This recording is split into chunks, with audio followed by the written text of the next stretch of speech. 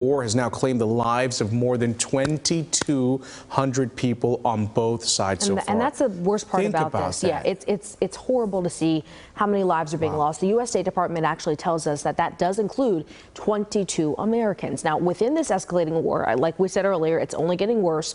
We are finding more and more North Texans are being impacted by the violence. Far-reaching effects here. Steve Pickett tonight with two voices offering their own personal views and the effect that it's having for their lives. Have a listen. Came to this country as a 10-year-old refugee kid in 1997, enlisted in the Army, in the U.S. Army, just because this country had done so much for me. Regardless of if we know the person that has been killed or raped or murdered, every Jew in Dallas, Texas and beyond is feeling that very personally. She is Danielle Rugoff, a Dallas woman with family ties in Israel. What happened this past weekend was abominable, right?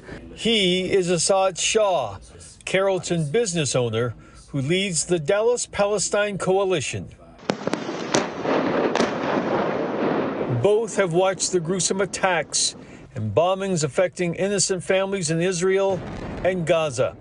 Rugoff works to contact family members under siege in their Israeli homes.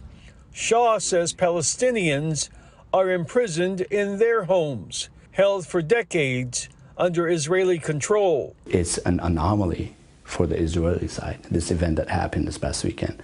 But Palestinians have been dealing with similar events for 7 decades. Now is not the time to talk about context without fully condemning the horror that we're seeing on the ground. I found out that a distant cousin who's from Dallas, their family was in a safe room. They just landed in the United States yesterday. But there are friends and family that have not been accounted for. Former colleagues that are no longer with us. It was here at Temple Emmanuel last night. More than 2,000 people filling this synagogue as a show of solidarity with Israel. Danielle Rugoff attended with her family. Asad Shah did not. In Dallas, Steve Pickett, CBS News, Texas.